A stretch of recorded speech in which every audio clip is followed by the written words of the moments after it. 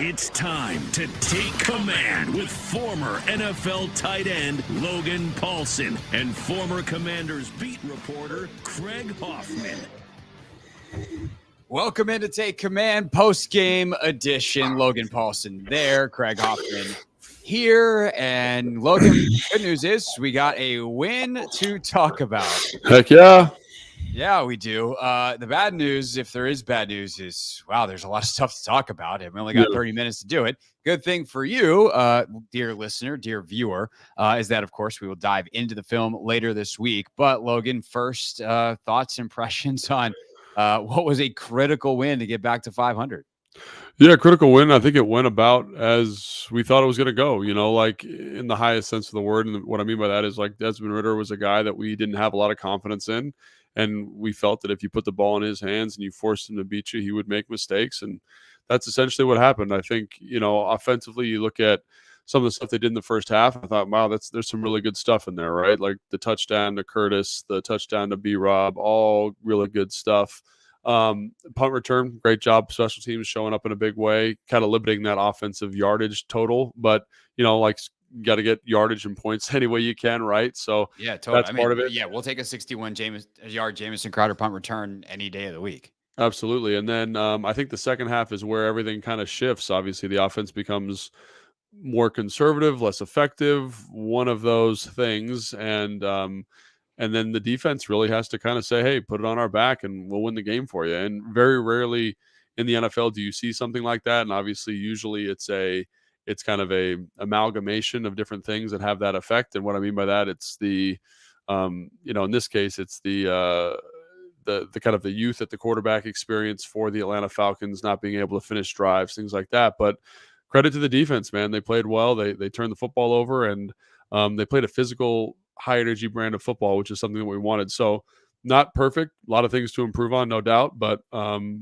win's a win, and I think they earned this one in a way that was good to see. So. Yeah, it was very different than a lot of Commanders games, and it's kind of antithetical to, I think, how they draw it up most weeks, but it absolutely works this week because for the first time when we've said, hey, make a quarterback beat you, they were like, Desmond Ridder, we are going to make you beat us, and he couldn't. Right. Like, you get down. It's not that hard, relatively speaking, to move the ball between the 20s in the NFL.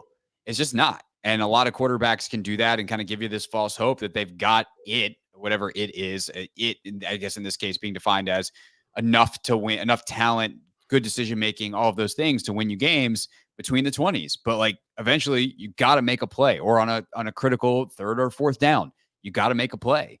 And Desmond Ridder's not good enough to do it, at least at this stage in his career, at least, and certainly consistently. And you think about when the interceptions come, and it's those big plays. Red zone. How about Jack, for all of the things that even we might criticize Jack for when you do give up 402 yards. When we review the tape, I thought he called some really good blitzes at times. Yeah. Heats up Ridder and has Ridder throw the ball to St. Juste right in the end zone. Congrats to BSJ. That is his first career interception. And then, at the end of the game, I'm going, oh no, Bijan's one-on-one with Jamin in space. Bad. Good. Yes, right. Go. Jamin, his first career interception as well. So it just came down to the fact that while the Falcons absolutely dominated the stat sheet, they never had control of the game, and the Commanders made the key plays. And that is the exact opposite of how so many of their losses has been, where they have been very good consistently, and they give up big plays, key plays, and that's how you lose. No, I think that's 100% right. Felt very unusual in that way. Also, I think, you brought it up, and I think it's a really good insight. Like, Jack brought a little bit more pressure, obviously, on the interception. St. Juste has at the end. They're bringing a 6-man pressure, I believe, or it's a 6-man simulated. It might be 5-man, but they get Jamin as a free rusher to the quarterback. Great. It actually looked like, for the first time in a long time, that they were scheming up slides. They were scheming up protections a little bit, and they got what they were looking for and made some plays, which was great. Obviously a more experienced quarterback probably just throws that sucker out the back of the end zone. I think Arthur Smith, you could read his lips on the sideline, was calling for that. So disappointing play by Ridder, but great job by Jack, knowing you got a young quarterback in there heating him up. Also on the Kendall Fuller interception, they're bringing heat, right? They're bringing, I don't want to say it's all out, but it's something close, maybe 6-man pressure. They get a free run to the quarterback. The ball's got to be out.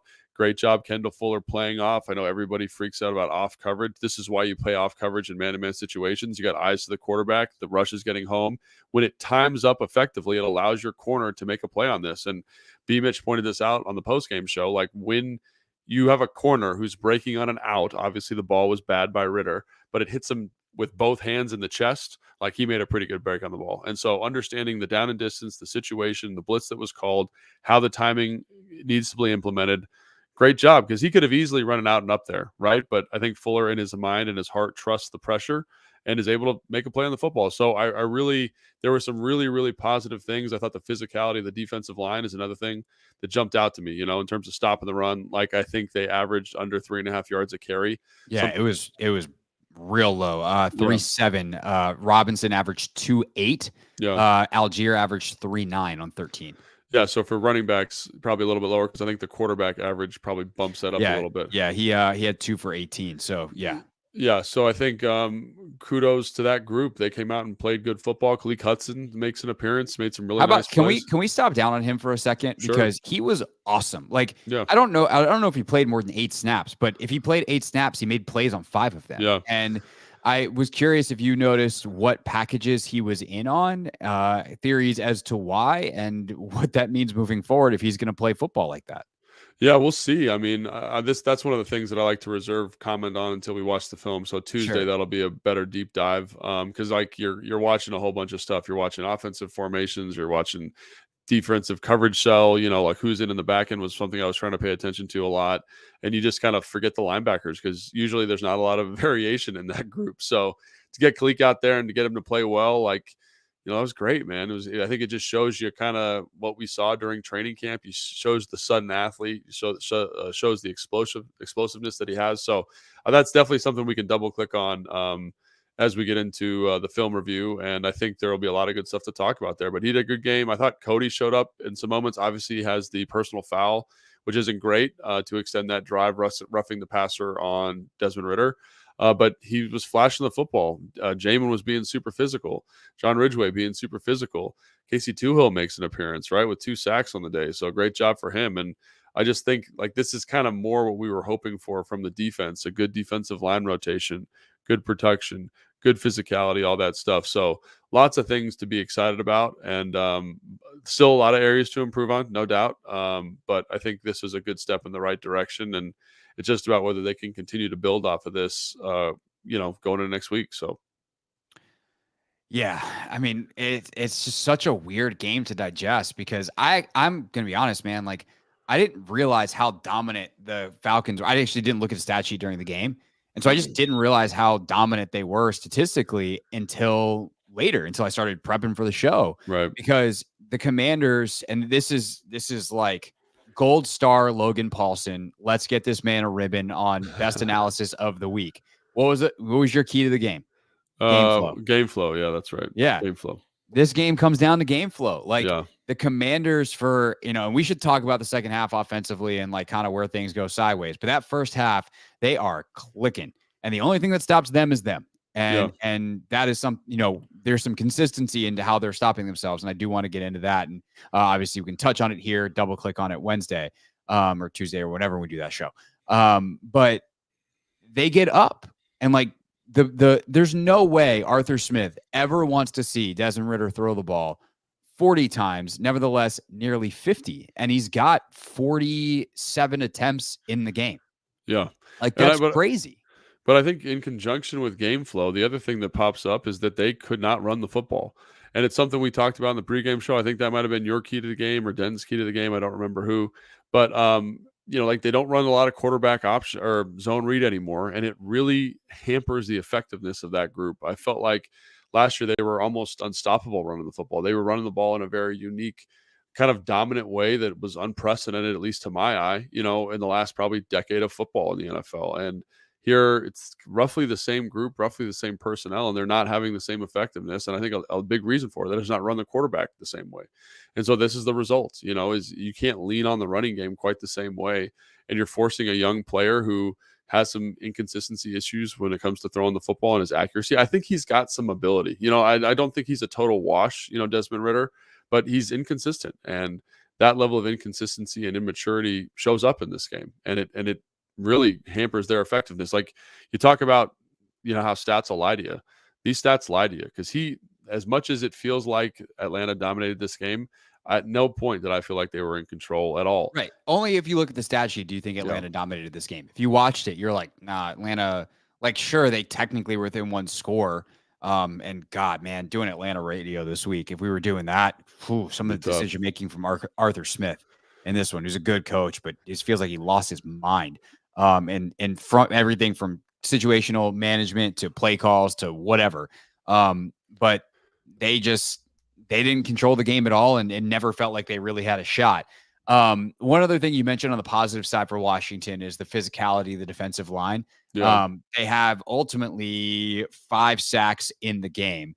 And I think between what they did in the run game and those 5 sacks, like, you see, they looked a lot more like them. And I think John Allen played a lot better and was noticeable, but also your boy, Casey Tuhill, showed up, monster day. FA's in there making plays. Like, I think the depth in the rotation, they got it right this week, really, for the first time. I'm curious once we see the snap counts, but it kind of allowed them to play with the effort that we've been looking for because they did rotate it more. Those guys were fresher. And even at the end of the game, like, they're some hands on hips in that final drive. And you're like, ooh, man, are they finally going to wear out? Because they were on the field for damn near 80 plays by the end of it. Right. But as a total at that point, even if you're playing 60 plays, like, it's only 3 quarters. But I do feel like they got that more correct in this game than they have all season. No, I agree. And the results were there. No, and I agree. I think it's the proof is in the pudding, and I think you get good production from the backup guys. James, again, you got to watch it more. I thought James flashed at times with some good physicality. And like having those guys in is important. Like, they're NFL players, and I think if you can get a rotation going and elevate Montez and Chase and some of the other guys in that front, it just helps everybody. So it'll be cool to kind of see those snap counts and see who was effective and who wasn't. But I think like that's that they've kind of laid a roadmap moving forward. Now, I will say that defense is dominant or has a proclivity for being dominant against fronts that aren't very good or that are more on par with them, right? So, like, I look at the Arizona game, had a pretty good outing. Look at the Broncos game, had a pretty good outing. All of a sudden, the play calling of the Bills game kind of negates the effectiveness of that group. The O-line, the dominant group of the O-line of Philly, again, kind of negates their effectiveness. And then I just kind of throw the Chicago game out at this point because the game flow there and the just general lack of effectiveness from the defense was, terrible. But looking at it, I think like this was a game that we kind of expected them to do well, and they did. And whether it's because of the rotation, whether it's because of the long break, now the thing that gets me concerned is because that group does get worn down. Is can you get them ready for next week? Like, that, if that's going to be a storyline moving forward, is they played almost 80 snaps in this game. That's not an insignificant number of snaps. Can they get ready on a short week with a road trip? Not a short week, but a road trip week. Get back in the flow and be ready to play a tough football game that's on the road, I think, again. So, they're in New York. Lots of stuff that I think will be interesting to kind of keep an eye on this week with regards to that group and if they can kind of repeat this performance up in New York. So, yeah, the good news is the trip back from Atlanta is pretty easy. Trip to New York's obviously easy. Super easy. So, it's definitely, you'd rather be at home, but can you get everybody back, get going, get that rotation going? I think FA obviously being back helps. Did Montez leave this game? Am I making that up? I don't know. He was out at some point. Maybe I was trying to scroll back through some of the notes. The reporters. I know Payne left briefly for a finger issue. Finger thing. That was weird though. He like went down in the neutral zone, like at the goal line. I think he jumped off sides and tried to catch himself and then probably just dislocated the that's finger. when he did it? Yeah. I mean, that's what I'm assuming. I didn't see it, but that would be my assumption. So, yeah. Speaking of some of the wacky stuff that happened kind of late in that game, there's a delay of game, actually multiple delay of games on Atlanta. And you're just like, can you guys not get the call in? Like, what is going on here? And it like, that was weird. I feel like I need to ask this, but like between that, trying to run a slant to Bijan on the critical play of the game. Like, how much of this is Atlanta, like, giving you some gifts that you take advantage of? Like, they still won. It counts in the standings the same. But, like, to me, one of the players of the game for Washington is Arthur Smith, both play caller Arthur Smith and head coach Arthur Smith. Yeah, I think the thing with Arthur Smith is like when you look at this offense, man, it is complex. They do a lot of stuff, a lot of different personnel, a lot of motions and shifts, a lot of kind of trickerations, a lot of multiple cadence things. And that takes time, a lot of cans. Like that offense is in for Desmond Ridder. Like it's not like, dip your feet in the cold end or the warm end of the pool and kind of walk your way in. Now that offense is 100% in. And I think, everyone talks about maybe the simplicity or something I've rested the simplicity of this offense, EB's offense and how there's not a lot on Sam Howell's plate. I think it's kind of the reverse there. I think everything's on the plate and sometimes there's just too much to eat and too much to look at. And it really is hard for a young quarterback. I think that's one of the reasons you see the delay of game. They, on the interception, there's like they almost have another delay of game, like 2 plays in a row. Like that's they bad. Have one after a spike. Yeah, that's bad process, and I think there's too much. I would say if I was advising Arthur Smith, just after watching this game from a 1,000-foot view, I would say there's too much in. You got to trim it down a little bit. I know there's a lot of stuff you like, a lot of stuff you feel really good about, but let's trim it back a little bit for the young guy. Let's get him really confident and comfortable with what's going on.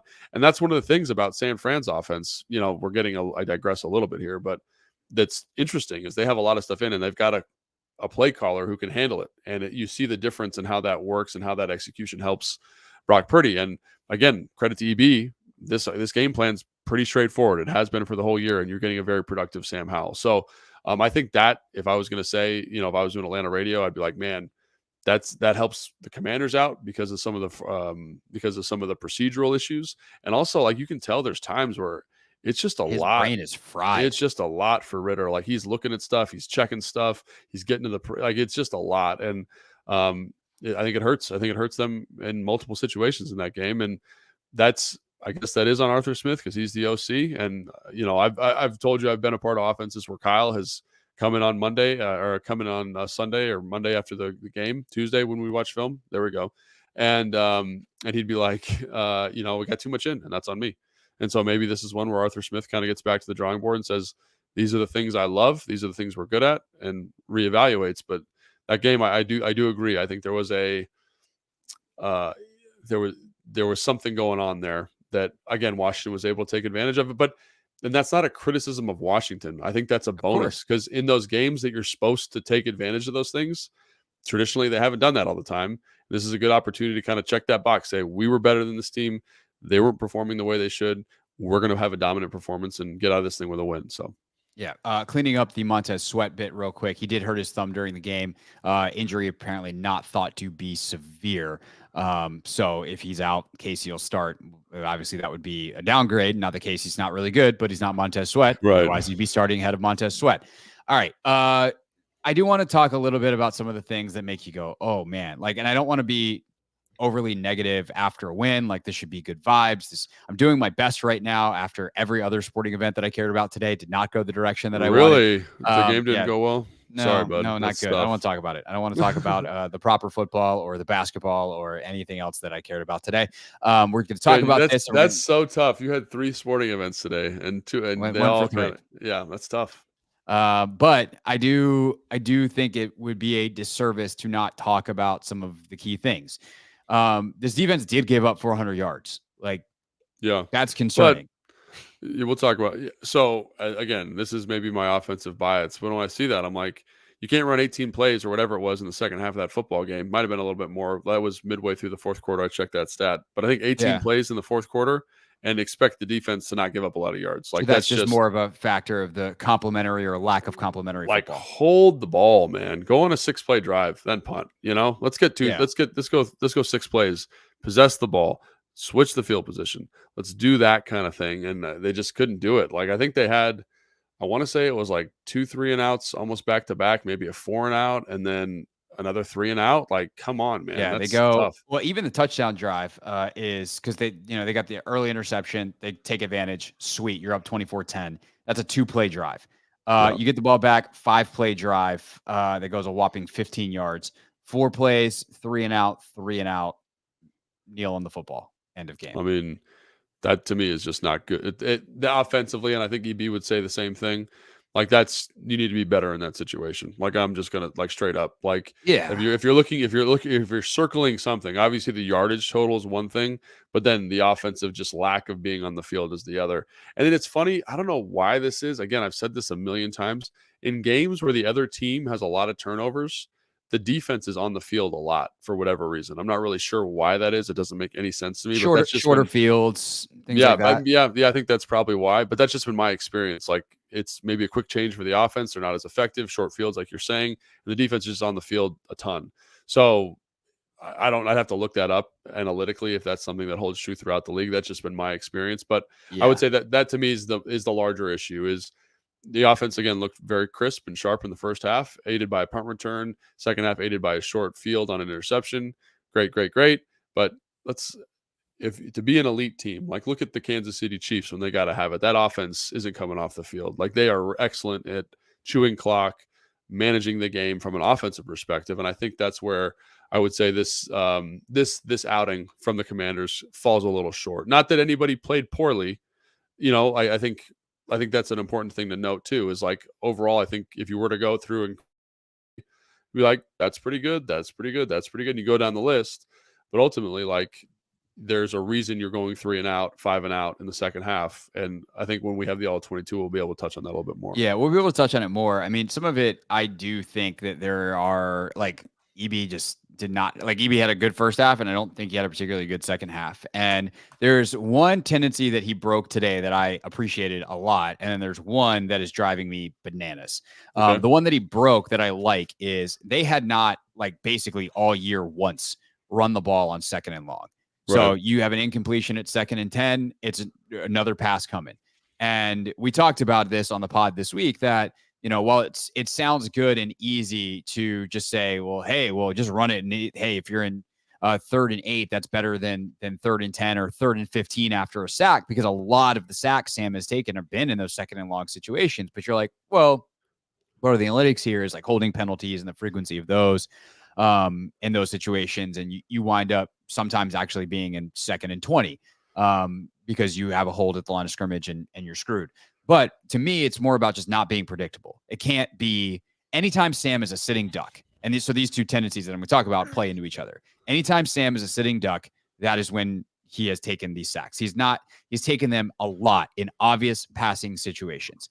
And so when you turn 2nd and 10 into a non-obvious passing situation and you're willing to live with 3rd and 8, especially when you have players like Terry McLaurin, like they converted a couple of those early in the game. And like on the first drive, they converted 2 of them. And they tried it actually 3 times. And one of them, unfortunately, there was a sack, I think, on first down. So you wind up in a 3rd and 14. And it's like, well, yeah, at that point, you're kind of screwed. But they wind up with the field goal. And Sam did a good job situationally there of just taking like 8 yards and making it an easier field goal.